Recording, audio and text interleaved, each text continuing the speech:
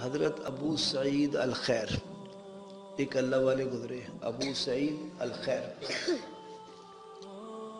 جس شہر میں رہتے تھے وہاں ایک آدمی کو ایک عورت سے عشق ہو گیا، ملاقات کبھی نہیں ہوتی تھی، اس کو بار بار پیغام بھیجتا کہ ملاقات ہونی چاہیے۔ آخر بہت اصرار کے بعد اس نے ایک دن پیغام بھیجا کہ آج میں تمہاری گلی میں سے تمہارے گھر کے سامنے سے گزروں گی۔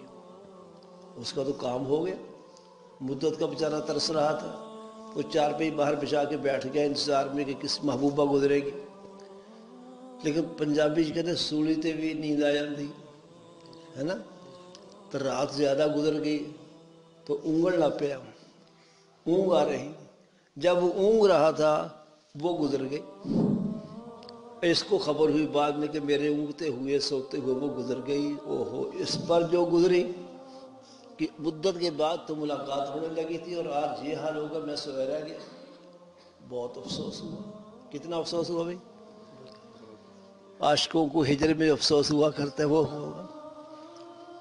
صبح کو نماز پڑھنے گیا، نماز کے بعد وہ جو بزرگ ابو سعید الخیر تھے وہ ایک طرف ہو کے بیٹھے، لوگ ان کے ارد گرد بیٹھ کے جس بزرگوں کے پاس بیٹھتے ہیں۔ لوگوں نے کہا حضرت آپ بتائیں عشق کسے کہتے ہیں؟ کیا سوال کیا؟ عشق کسے کہتے ہیں؟ وہ کہنے لگے ایسے نہیں، تم لوگ بیٹھو باتیں کرو، اہل محبت کی، اہل عشق کی، اللہ والوں کی باتیں کرو، جب مجھے جوش آئے گا میں خود ہی بتاؤں گا۔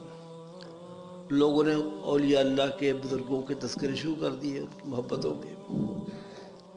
وہ باتیں سن سن کے حضرت کو جوش آ گیا، پھر میں اور تمہیں بتاؤں عشق کیسے کہتے ہیں۔ عشق وہ ہے جو خرد و نوش چھڑا دے، کھانا پینا چھڑا دے،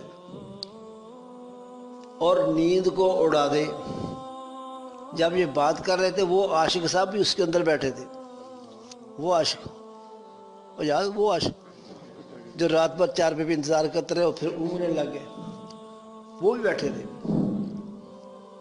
تو حضرت اولیاء اللہ کو کوئی حالات منکشف بھی ہو جاتے ہیں، تو حضرت نے فرمایا عشق وہ ہے جو خرد و نوش چھڑا دے، جو نیند کو اڑا دے۔ یہ بھی کیا عشق ہوا جب محبوبہ سے ملنے کا وقت ہوا سوتا ہی رہ گیا،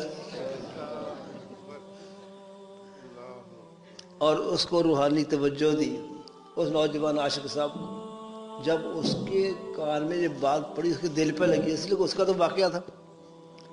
عشق وہ ہے جو خرد و نوش چھڑا دے اور نیند کو اڑا دے۔ یہ بھی کیا عشق ہوا جب محبوبہ سے ملنے کا وقت سوتا ہی رہ گیا۔